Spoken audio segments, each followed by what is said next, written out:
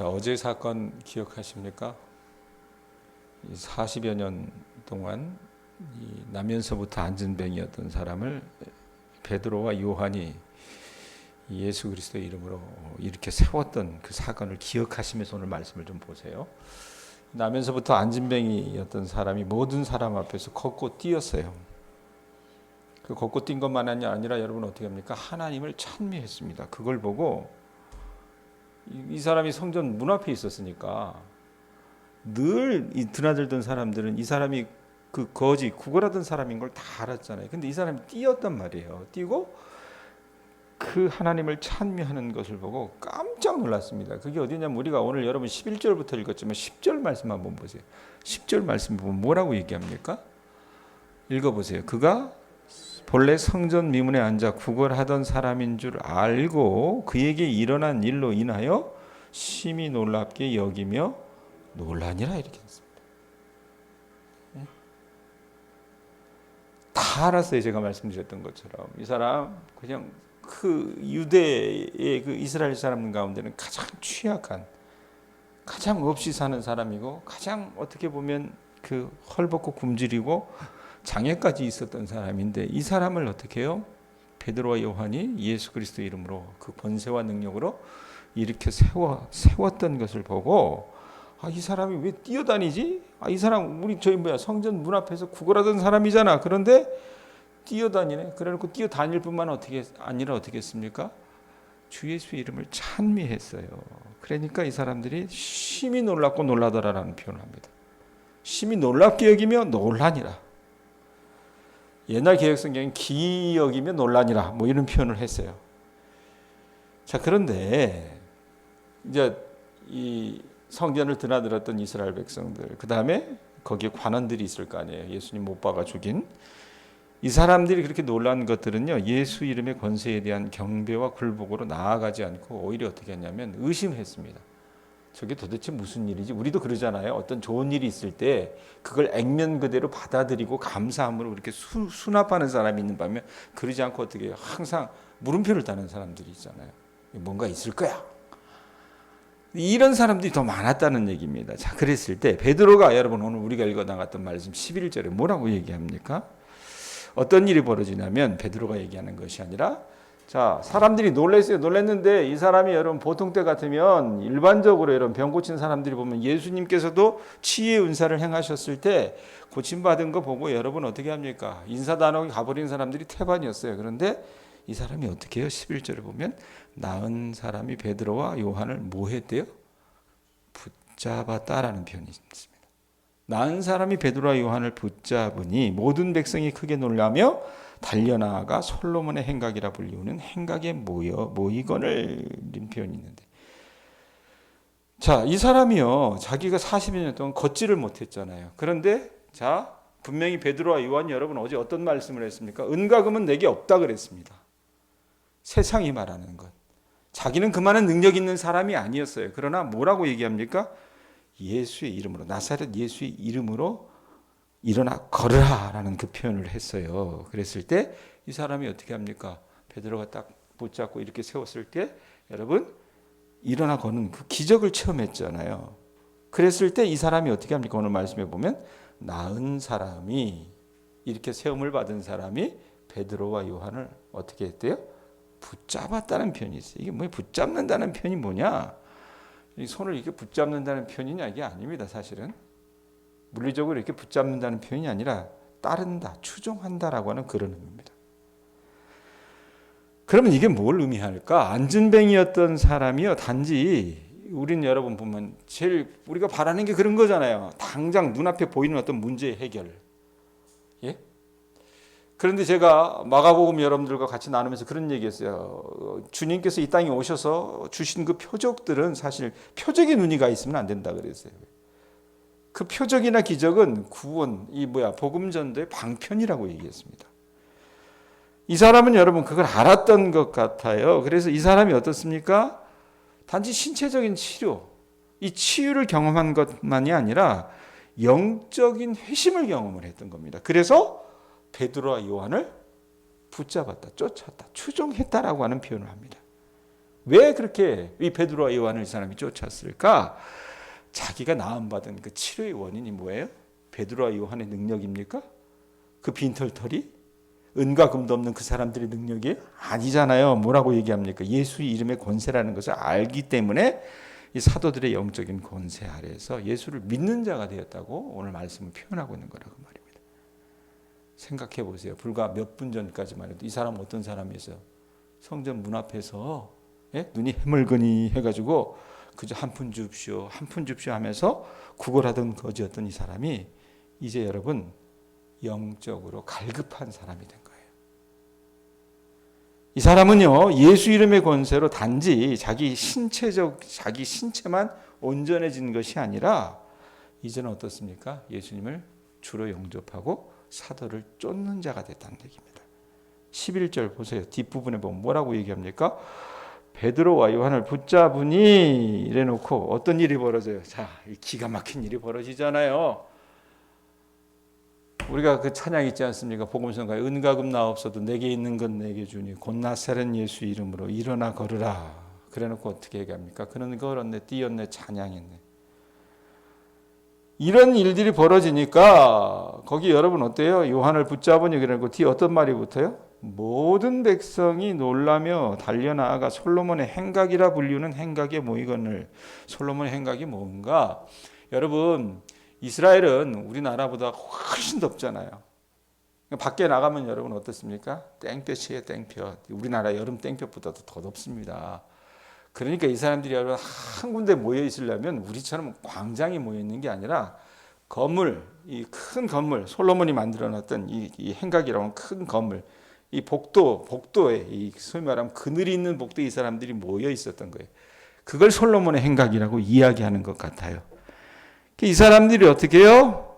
안진뱅이가 이렇게 걷고 뛰고 주의 이름을 찬미하는 것을 보고서 놀라가지고 행각에 모이기 시작하는 거야. 이게 무슨 일이야? 아니 저놈이 40여 년 동안 걷지도 못하고 성전 미문 앞에서 구걸하던 놈이 이게 무슨 일이야? 라고 하면서 관원이나 이스라엘 백성들이나 다 모이게 된 거예요. 하나님이 그렇게 하실 게 아닌가 싶습니다. 그러니까 베드로가 어떻게 합니까? 그 모인 사람들 앞에서 이제 복음 설교를 하는 겁니다. 12절을 보세요. 뭐라고 얘기합니까?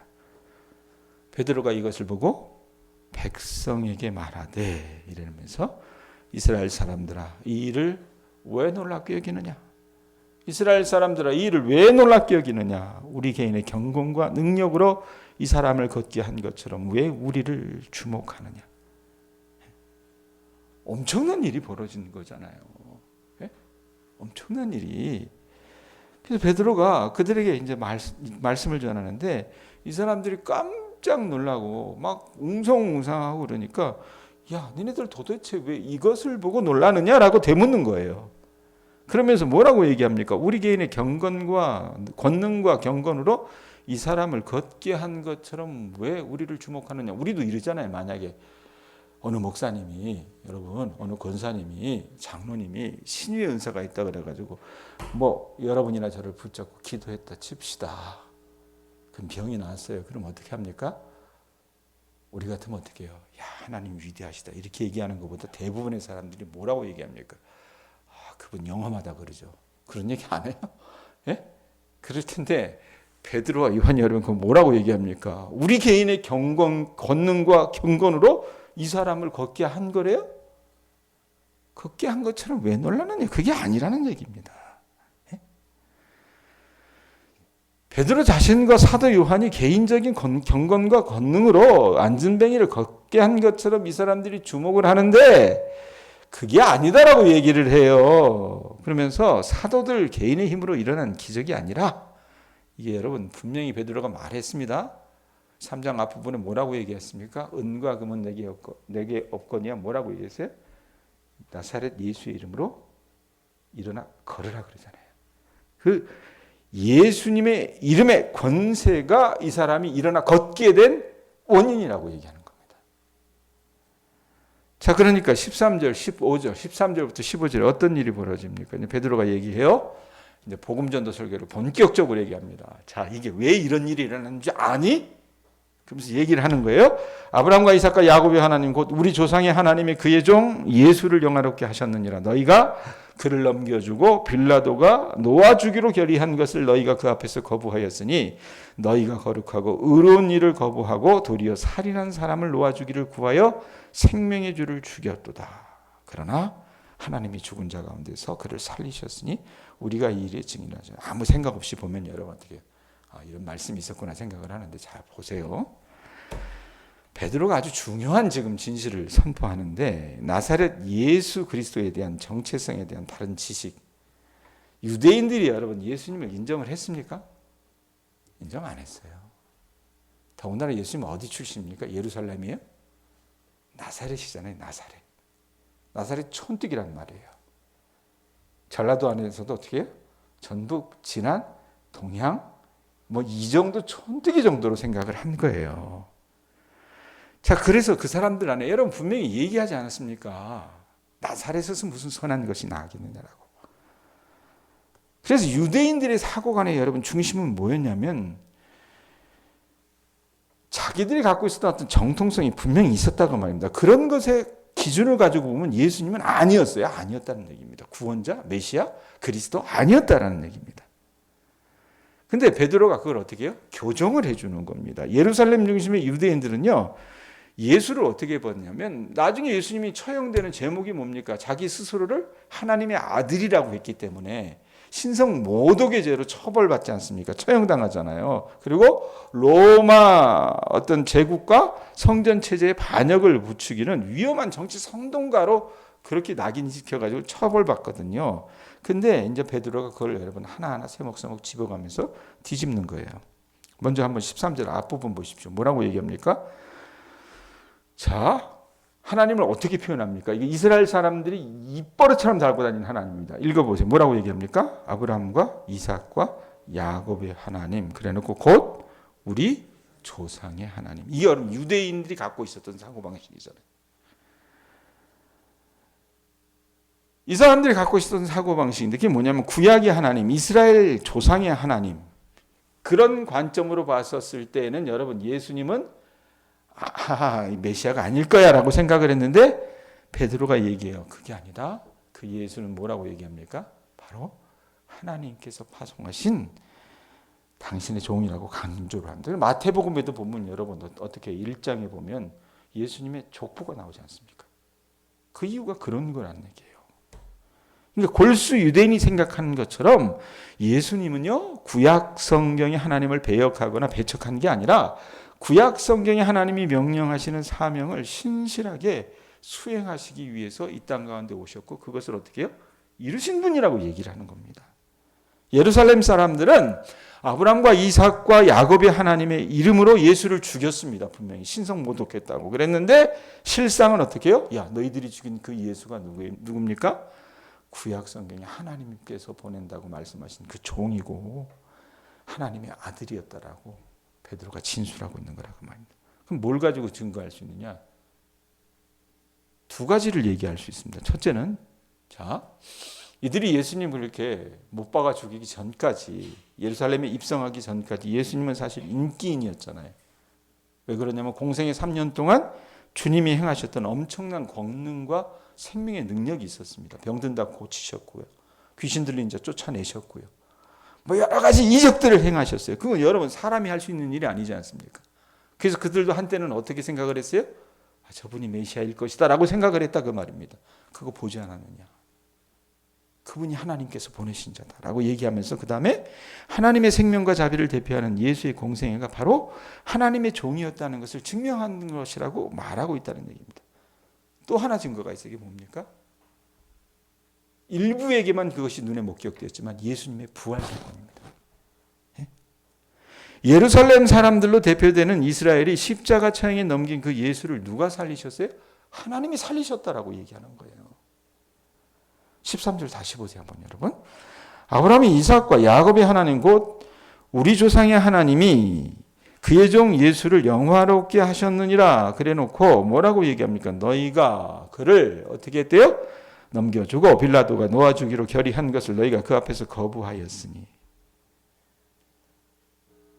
자, 분명히 이스라엘 백성들이 잘못한 게 있어요. 뭘 잘못했습니까? 이들이 예수를 넘겨줬습니다. 예수를 죽인 1차적인 책임이 누구에게 있는 거예요? 이스라엘에게도 있다는 얘기입니다. 자, 그래 놓고 뭐라고 얘기합니까? 그를 넘겨주고 빌라도가 놓아주기로 결정한 것을 너희가 그 앞에서 거부하였으니, 그래 놓고 14절부터 15절까지 한번 보세요. 너희가 거룩하고 이 의로운 일을 거부하고, 이거 맞잖아요. 그래 놓고 도리어 살인하는 사람을 놓아주기로 구해요. 바라바를 놓아줬지 않습니까? 그러고 나서 뭐라고 얘기합니까? 생명의 주를 죽였도다라고 얘기합니다.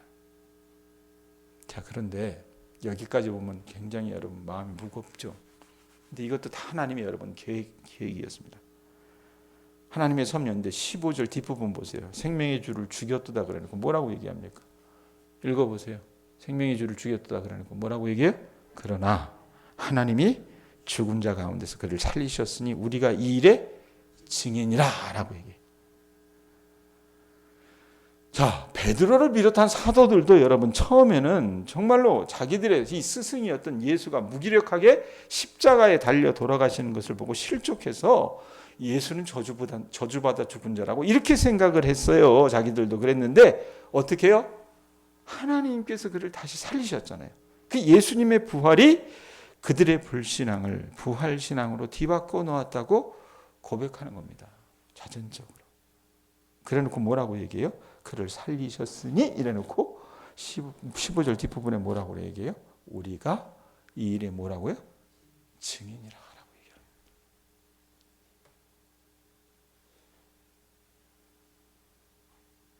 그러고 나서 16절에서 베드로가요, 여러분 성전 미문에 앉은 이 안진뱅이가 병 고침을 받고 나아서 걷기도 하고 뛰기도 한 것은 무엇 때문에?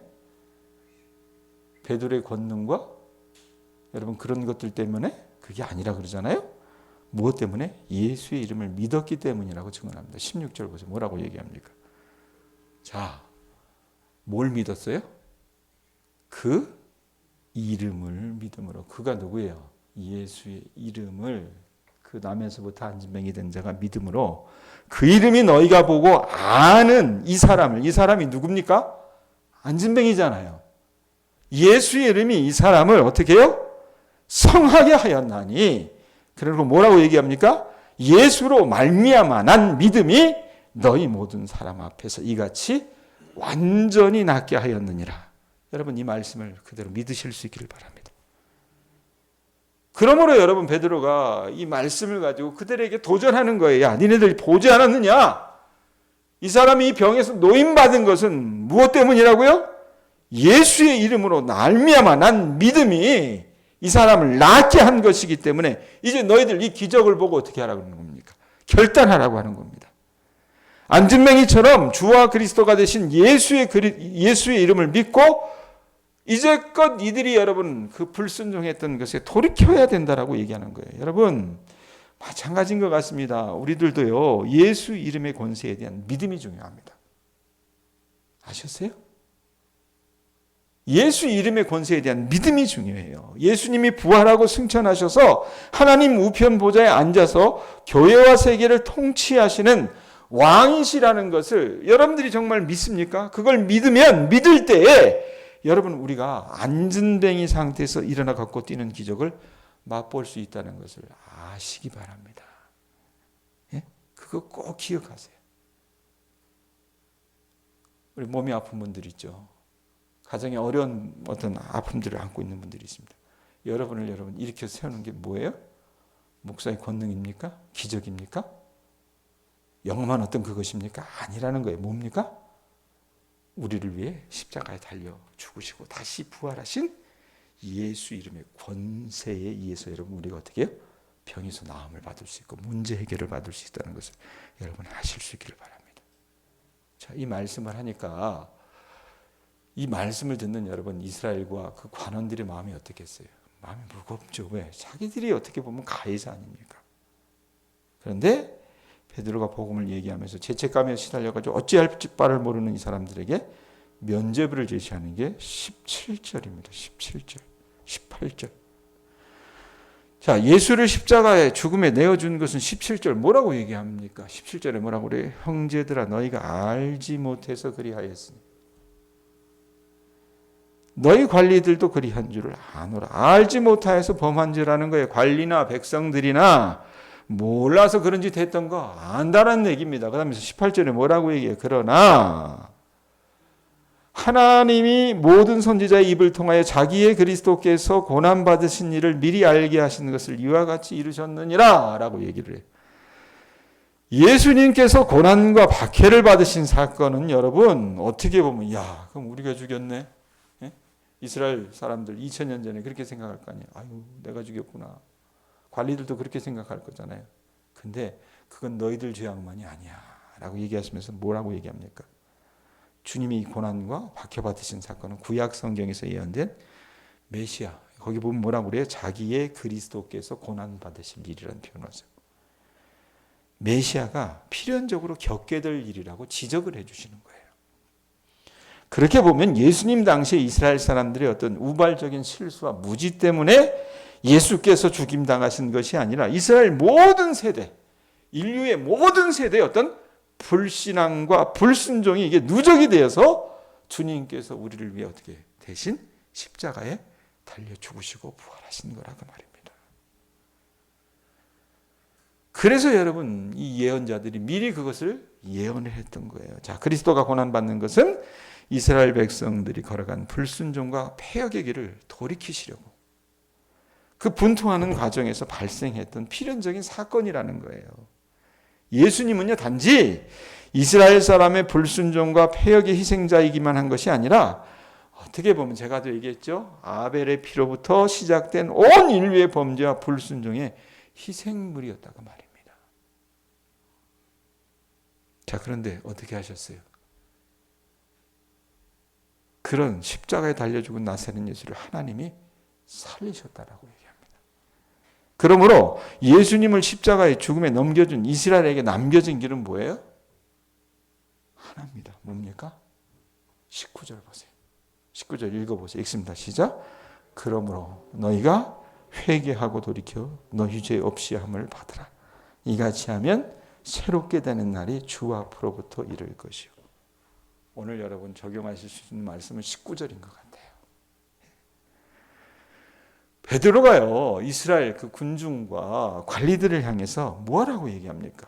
회개하고 돌이키라고 얘기합니다.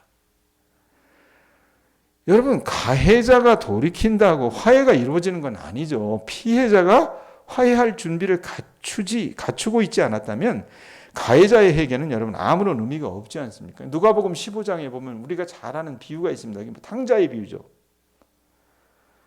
탕자의 비유에서 보면 여러분 이 아들이 나중에 가서 허랑방탕하게 아버지 유산 다 빼들려고 가져가서 다 탕진하고 나서 돌아오잖아요. 그런데 그 아버지와 아들이 화해할 수 있는 조건은 아들이 회개하고 돌아온 그 사건, 그것이 선제된 것이 아니라 그때 당시에 여러분 유산 먼저 달라고 하는 건 뭐였냐면 아버지 빨리 죽으라는 얘기였습니다. 생전에는 유산을 안 줘요. 유대인들에는, 2000년 전에는.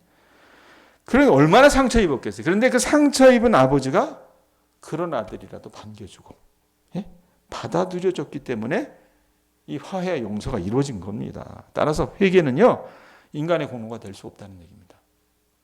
그럼에도 불구하고 가해자가 해야 될 건 뭐예요? 회개해야 됩니다. 회개.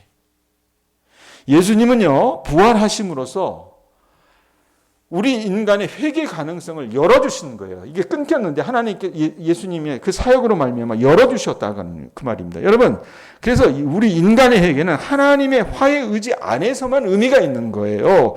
하나님 아버지께서 이스라엘의 불순종 때문에 십자가에 넘겨져 처형된 예수님을 부활시키신 것은요, 이스라엘에게 어떻게 회개의 가능성을 열어주시기 때문에 그런 사역을 하게 해주신 거라고 말입니다. 그럼 이제 하나님 편에 여러분 화해 의지가 부활하신 예수님의 어떤 제자들에게 나타나심으로 확증이 되었던 것이고, 따라서 여러분 이제 우리에게 있는 게 뭡니까? 회개만 남아있는 거예요. 회개만. 그래서 이스라엘 백성은요 회개하고 말씀에 있는 것처럼 죄사함을 받아야 합니다. 자신의 죄책을 인정하는 자만이 여러분 죄사함을 받는다는 것을 아셨으면 좋겠어요. 죄사함은요, 죄사함의 조건은 회개입니다. 그래서 우리가 우리의 죄책을 인정하는 것이 죄를 사하는 하나님의 은혜의 시발점이 된다는 것을 여러분들이 아셨으면 좋겠어요. 제가 언젠가 설교하면서 그랬죠. 요즘 시대의 교회들이 정말 뻔뻔하다고요. 이런 어떤 맥 속에서 얘기한 겁니다. 여러분, 우리가 하나님 앞에 죄송한 게 있어야 됩니다. 그런 마음을 갖고 살아나가실 수 있기를 바랍니다. 자, 그렇게 될 때 어떻게 돼요? 19절 뒷부분에 보면 어떤 말이 있어요? 앞에 보면 너희가 회개하고 돌이켜 너희 죄 없이함을 받으라. 그러면 뭐라고 얘기해요? 이같이 하면, 회개하고 돌이켜 죄사함을 받으면 어떤 일이 벌어져요? 새롭게 되는 날이 주 앞으로부터 이를 것이다 라고 얘기합니다. 새롭게 되는 날이 뭘까? 여러분, 죄는요 하나님과 우리를 불화하게 만듭니다. 예? 원수로 만들어요. 그런데 하나님의 뜻을 어기고 자기 주장과 자기 의지로 살아가는 상황이 여러분 죄라고 말이에요. 그런데 이 죄는 어떤 일을 우리에게 어떤 영향을 주냐면 우리 영혼이 병들게 만듭니다. 병들게 만들어요. 그러니까 죄의 상태는 병든 상태고 하나님이 창조하신 생명력이 완전히 어떻게 해요? 고갈이 되고 바닥이 나는 상태입니다. 그렇기 때문에 죄책감은요 모든 병의 근원입니다. 죄는요 악마의 손아귀에 빠져드는 거라고 말해요. 악마의 손아귀에 여러분 장악된 영혼은 어떻습니까? 자기 파괴적입니다. 자기도 망가뜨리고 남들도 망가뜨려요. 좋은 말 하지 않아요. 그리고 오로지 그 모든 생각이 죽음에 의해서 지배당한다 그 말입니다. 그런데 이런 영혼들도 어떻게 합니까? 회개하고 죄책을 뉘우치고 고백하면 그 죄책이 누구에게 여러분 전가가 돼요? 우리 예수님에게 전가가 되고 우리 영혼은 사냥꾼의 올무에서 벗어난 새처럼 자유롭게 날 수 있다는 겁니다. 여러분, 새롭게 된다는 말은요 죄책의 무게에서 풀려난 상태가 되는 걸 말하고 하나님께서 주신 그 선물, 생명의 선물, 살아있는 자의 감격과 기쁨을 회복하게 해주실 거라는 말입니다. 여러분, 우리 영혼과 육체 안에서 누적된 어떤 불순종과 누적된 죄책에서 비롯된 그 병을 여러분 우리가 안고 살아갈 때가 많습니다. 그 병이 뭡니까? 주변 돌아보세요. 얼굴이 밝지 않은 사람들, 예? 늘 불만인 사람들 보세요. 신음하고 불평하고 우울증에 걸리고 그런 것들을 여러분 우리가 바라보게 된다 그 말입니다. 따라서 저나 여러분이나 죄책감을 벗겨버리는 죄사함의 은혜를 소유하려면 주님 앞에 여러분 돌이키실 수 있기를 바랍니다. 그리고 그 죄사함의 은총, 하나님의 선물을 받아 나가실 수 있는 우리 주님의 자녀들이 되실 수 있기를 주님의 이름으로 축원드립니다. 그러니까 잘못된 게 아니에요. 왜 회개하라 그러면 아니 난 뭘 회개해야 될지 모르겠어. 아 나만큼 살아라 이게 아니라 여러분 제가 늘 그러잖아요. 우리 신앙생활은 누구 앞에 사는 거예요? 목사 앞에 사는 게 아니라 하나님 앞에 사는 거예요. 그랬을 때 내 안에 불순종과 이 패역한 것이 있다면 날마다 주님 앞에서 주여 나를 불쌍히 여겨 주시옵소서 돌이키시고 회개하시면 정말로 큰 죄사함의 은총을 주께서 가져다 주실 줄로 믿습니다. 회복의 은총이 우리 교우들의 삶 가운데 있어질 수 있게 되기를 바랍니다. 우리 영혼이 회복이 돼야 어떻게 해요? 우리 육체도 우리의 삶도 회복이 되는 줄로 믿습니다. 기도하겠습니다.